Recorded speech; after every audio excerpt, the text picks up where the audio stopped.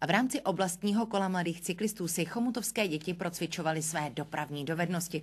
Kromě jiného soutěžili děti v umění pomoci zraněným, správně vyplnit dopravní testy nebo v dovednostech na kole. Počasí přálo a tak jsme děti zastihli v soutěžním úsilí. Závodili ve zručnosti jízdy na kole, dopravních znalostech a také řešili testy a učili se zdravovědu. Děti, jak vidíte, vedle nás nebo za námi absolvují jízdu na dětském dopravním hřišti. Na vedlejším hřišti probíhá jízda zručnosti, ve správní budově autoškoly probíhá test z dopravních testů nebo zkouška z dopravních testů a zdravověda.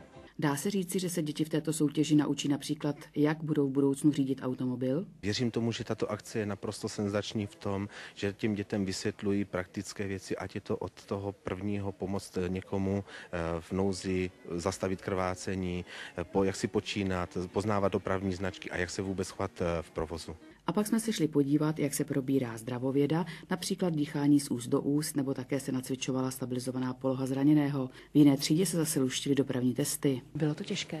No, ani ne. Myslíš si, že máš všechno správně? No, tak na půl. Když přijíždíte ke křižovatce a policista, který vám řídí provoz, k vám stojí bokem. A co jsi odpověděla? Volno. Cyklista může pokračovat v jízdě.